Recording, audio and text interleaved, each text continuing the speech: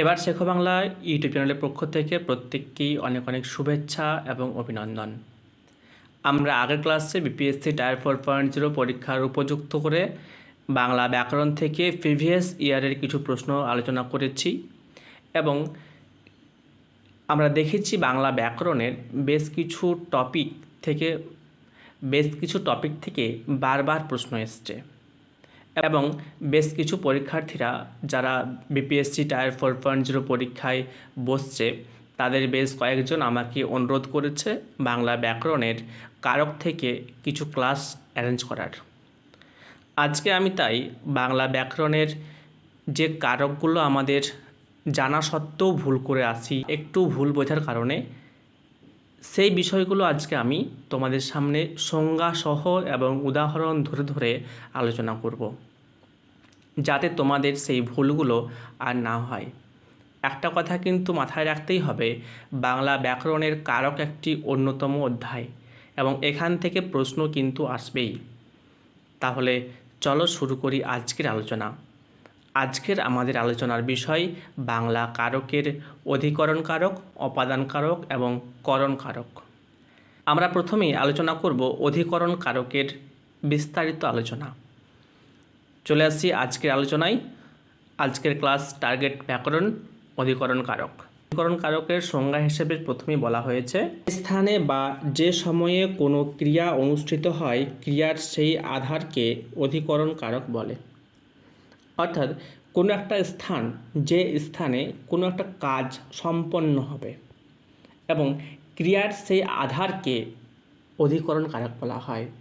প্রশ্নটা কিন্তু আমাদের বিপিএসসিতে ঘুরিয়েও আসতে পারে সংজ্ঞা হিসেবে, যেমন ক্রিয়ার আধারকে বা ক্রিয়ার আধার বোঝালে কোন কারক হয়। সংজ্ঞার মধ্যেই কিন্তু প্রশ্ন এবং অ্যান্সার দুটোই রয়েছে। উত্তরটি আমরা প্রত্যেকেই জানি, সেটি হলো অধিকরণ কারক। এবার একটি উদাহরণের সাহায্যে দেখিনি বিস্তারিত আলোচনাটি। আমি উদাহরণ হিসেবে নিয়েছি, বাঁকুড়াতে বৃষ্টি পড়ছে এবং দাগ দেওয়া আছে বাঁকুড়া অংশটিতে।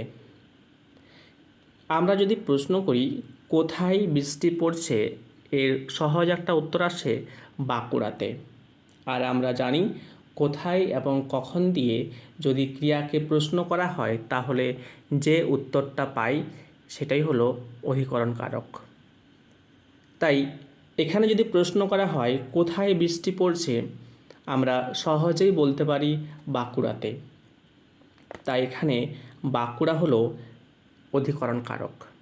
আবার তিলে তেল আছে, তিলে তেল আছে, এখানে দাগ দেওয়া রয়েছে তিলে।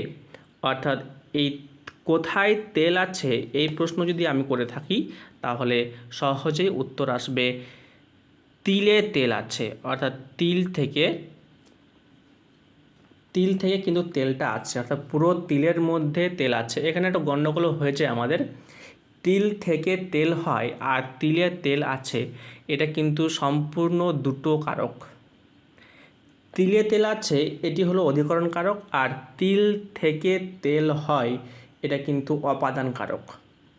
কারণ হইতে থেকে অনুসর্গগুলি আমরা অপাদান কারকের সঙ্গেই প্রযুক্ত হয়। এখানে তিলে তেল আছে অর্থাৎ তেল রয়েছে সমগ্র তিল অংশ জুড়ে, তাই তিলে হলো একটা আধার বোঝাচ্ছে এখানে, তাই এটি হলো অধিকরণ কারক। আরেকটি উদাহরণ দেখে নিই, বিকাল 5টায় অনুষ্ঠান আরম্ভ হয়েছে। বিকাল 5টায় অনুষ্ঠান আরম্ভ হলো। এখানে বিকাল 5টায় একটা সময়কে বোঝাচ্ছে। কখন অনুষ্ঠান আরম্ভ হয়েছে, আমরা উত্তর পাচ্ছি বিকাল 5টায়। এখানে একটা সময় বোঝানোর জন্য এটি হলো একটা অধিকরণ কারক, কারণ কোথায় এবং কখন দিয়ে প্রশ্ন করলেই কিন্তু আমাদের এখানে কখন দিয়ে প্রশ্ন করলে উত্তরটা আমরা পাচ্ছি, তাই এটি হলো অধিকরণ কারক। আবার বর্ষায় বৃষ্টি হয়, বর্ষায় বৃষ্টি হয়, এখানেও যদি আমার প্রশ্ন করা হয় কখন বৃষ্টি হয়, তা সারা বর্ষাকাল জুড়েই কিন্তু বৃষ্টি হয়। তাই বর্ষায় হলো একটা আধার বোঝাচ্ছে, তাই এটি হলো একটা অধিকরণ কারক। আমরা এরপর দেখিনি অধিকরণ কারকের শ্রেণী বিভাগগুলো কী কী, অর্থাৎ কোন কোন শ্রেণী বিভাগগুলো নিয়ে অধিকরণ কারক গড়ে উঠেছে। প্রথমেই আমরা একটা ছকের আকারে করে নিয়েছি অধিকরণ কারকের ভাগগুলো। অধিকরণ কারককে প্রথমে 3টে ভাগে ভাগ করে দেখানো হয়েছে, সেগুলো হলো স্থানাধিকরণ, 2 হলো কালাধিকরণ এবং 3 হলো বিষয়াধিকরণ। মূলত এই 3টি প্রধান ভাগে বিভক্ত করা হয়েছে বা ভাগ করা হয়েছে। এরপর প্রত্যেকটির কিন্তু আলাদা আলাদা করে অংশ ভাগ করা হয়েছে। প্রথমে দেখে নিই স্থানাধিকরণ কারক কাকে বলে। এর সংজ্ঞা হিসেবে বলা যায় যে স্থানে ক্রিয়াটি অনুষ্ঠিত হয় সেই স্থানকে স্থানাধিকরণ কারক বলে। অর্থাৎ কোনো একটা স্থান, যে স্থানে কোনো একটা কাজ সম্পন্ন হবে বা অনুষ্ঠিত হবে তাকে আমরা বলবো স্থানাধিকরণ। এবং কালাধিকরণ বলতে কাল অর্থাৎ সময়, যখন কোনো একটা সময়ে কোনো একটা ক্রিয়া অনুষ্ঠিত হবে তখন তাকে বলা হবে কালাধিকরণ। অর্থাৎ এক কথায় বলা যায় যে সময়ে ক্রিয়াটি অনুষ্ঠিত হয় সেই সময়কেই আমরা কালাধিকরণ বলবো। এবং অপরটি একটি রয়েছে বিষয়াধিকরণ। বিষয়াধিকরণ বিষয়টি আরও সহজ। সংক্ষেপে বলা যায় কোনো বিষয়ে বা ব্যাপারে যখন ক্রিয়া অনুষ্ঠিত হয় তখন তাকে আমরা বলবো বিষয়াধিকরণ কারক।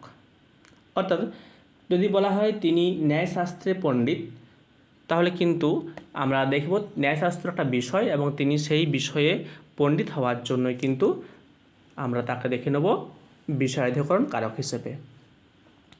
এবার আমরা দেখে নিই একটা একটা করে ভাগগুলো।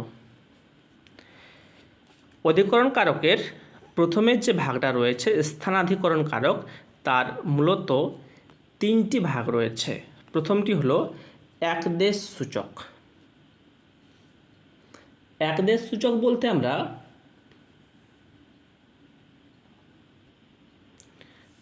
স্থানাধিকরণ কারকের প্রধান যে ভাগটি হলো সেটি হলো একদেশ সূচক অধিকরণ।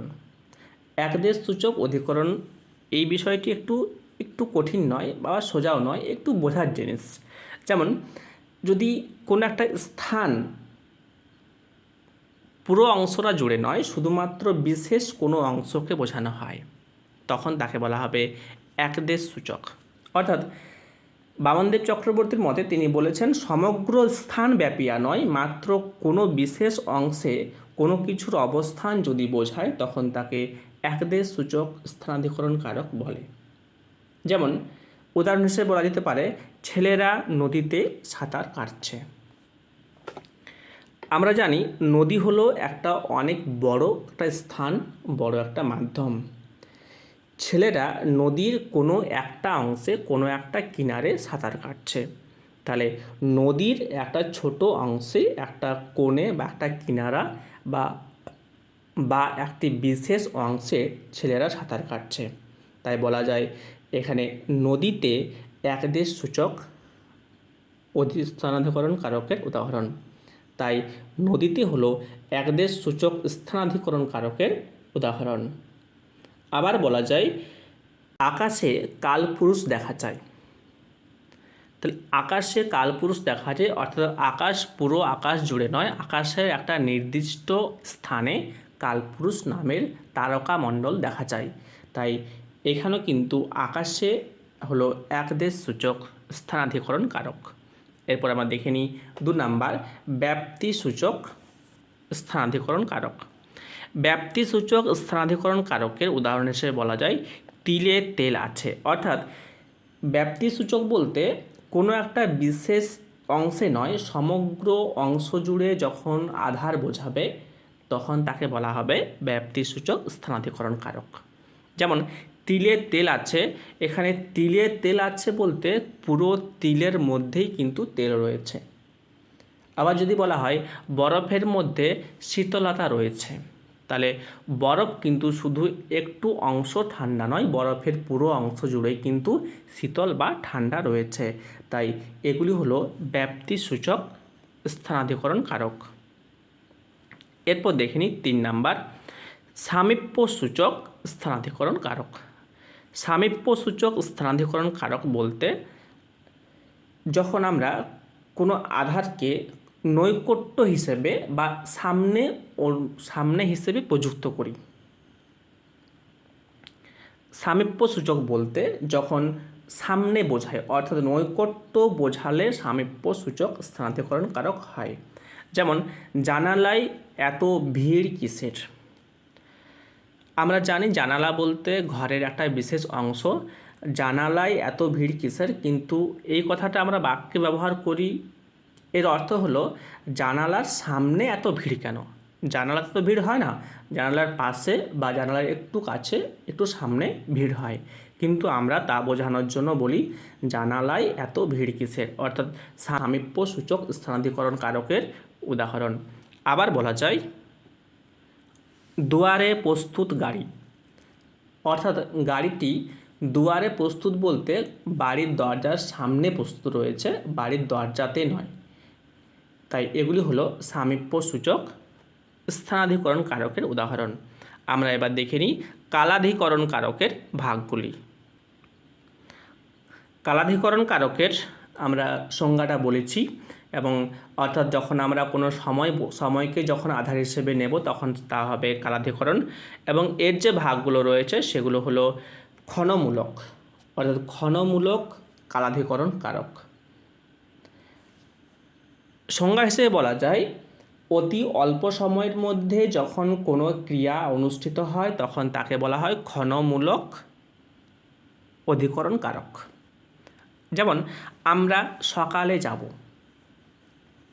এখানে আমরা সকালে যাব এই বাক্যটিতে সকাল হলো একটা সময়ের বিশেষ ছোট অংশ, কারণ পুরো দিনের মধ্যে কিন্তু সকাল, বিকেল, দুপুর এবং সন্ধে, রাত এতগুলো ভাগ রয়েছে, তার একটা ছোট অংশ হলো সকাল, এবং এই কম সময়ের জন্য বা অতি অল্প সময়ে এই ক্রিয়াটি ঘটেছে বলেই এটি হলো একটি ক্ষণমূলক অধিকরণ কারক। এরপর দেখিনি 2 নম্বর ভাগ ব্যাপ্তিমূলক। ব্যাপ্তিমূলক হলো যখন দীর্ঘ সময় ধরে কোনো ক্রিয়া অনুষ্ঠিত হবে বা হয়েছে বোঝাবে তখন তা হবে ব্যাপ্তিমূলক অধিকরণ কারক। যেমন শীতকালে ঠান্ডা লাগে, শীতকালে ঠান্ডা লাগে এটি হলো ব্যাপ্তিমূলক, কারণ আমরা জানি পুরো শীতকাল জুড়েই কিন্তু ঠান্ডা লাগে। আবার বর্ষায় বৃষ্টি হয়, এখানে কিন্তু পুরো বর্ষা জুড়েই কিন্তু বৃষ্টি হয়, তাই শীতকালে ঠান্ডা লাগে বা বর্ষায় বৃষ্টি হয় এগুলো কিন্তু সবগুলোই ব্যাপ্তিমূলক, এগুলো সবই ব্যাপ্তিমূলক অধিকরণ কারক। এরপর আরেকটি বিশেষ ভাগ রয়েছে, তা হলো বিষয়াধিকরণ কারক। বিষয়াধিকরণ কারক আমরা দেখেছি যে কোনো একটা বিষয়কে যখন আধার হিসেবে কাজ করা হয় বা আধার হিসেবে কাজ করে তখন তাকে বলা হয় বিষয়াধিকরণ কারক। উদাহরণ হিসেবে একটু আগেই বলেছি তিনি ব্যাকরণ শাস্ত্রের পণ্ডিত বা তিনি ন্যায়শাস্ত্রের পণ্ডিত, এখানে ব্যাকরণ একটা বিষয় বা ন্যায়শাস্ত্র হলো একটা বিষয়, তাই এখানে তিনি ব্যাকরণে পণ্ডিত, এই ব্যাকরণে হলো একটা বিশেষ বিষয় যেখানে কোনো একজন ব্যক্তি পাণ্ডিত্য লাভ করেছে, তাই সেই জন্য এটি হয়েছে বিষয়াধিকরণ কারক। আমরা অধিকরণ কারকের মূল 3টি ভাগের কথা জানলাম, এছাড়াও আরেকটি ভাগ রয়েছে, সেটি হলো অধিকরণের বিপসা। অধিকরণের বিপসা, অধিকরণের বিপসা বলতে যখন কোনো অধিকরণ কারকের বা আধারটি পরপর দুবার বোঝাবে বা দুবার বসবে তখন তাকে বলা হবে অধিকরণের বিপসা। বিপসা কথার অর্থ কিন্তু 2। যেমন মেঘে মেঘে রং লেগেছে, মেঘে মেঘে রং লেগেছে, এখানে যদি প্রশ্ন করি কোথায় রং লেগেছে উত্তর আসবে মেঘে মেঘে, অর্থাৎ দুবার পরপর প্রযুক্ত হয়েছে, তাই এটি হলো অধিকরণে বিপসা। আবার মৌমাছিরা ফুলে ফুলে মধু খায়, এখানে ফুলে ফুলে মধু খায়, এই ফুলে ফুলে হলো একটা আধার এবং এটি পরপর দুবার প্রযুক্ত হয়েছে বলে এটি হবে অধিকরণের বিপসা। তাহলে আমরা অধিকরণ কারকের যে ভাগগুলো রয়েছে সেই ভাগগুলো কিন্তু বিস্তারিত পরিচয় পেলাম। আমরা অধিকরণ কারকের যে ভাগগুলো আলোচনা করলাম সেই ভাগগুলি তোমরা খাতায় লিখে রাখবে এবং প্রত্যেকটি উদাহরণ সহ লিখে রাখবে, তাহলে বিষয়গুলি বুঝতে সুবিধা হবে। এবং আজকে আরেকটি বিষয় আলোচনা করব, তা হলো অধিকরণ কারকে কোন কোন বিভক্তি চিহ্নগুলো প্রযুক্ত হয়। অধিকরণ কারকে মূলত এ, কে, তে বা অন্তস্থ অ বিভক্তি প্রযুক্ত হয়। আমরা দেখেছি বাঁকুড়াতে, কলকাতাতে এগুলো বোঝানোর জন্য কিন্তু তে বিভক্তি হয়, বা তে বিভক্তির অপর একটা অংশ হলো অন্তস্থ বিভক্তি। বাঁকুড়ায়, কলকাতায়, পুরুলিয়ায় এগুলো কিন্তু হলো অন্তস্থ বিভক্তি বা এ বিভক্তি। আবার তে বিভক্তি দেখা যায়, তাই এটাও কিন্তু প্রশ্ন আমাদের আসতে পারে, অধিকরণ কারকে কোন কোন বিভক্তি চিহ্নগুলো দেখা যায়।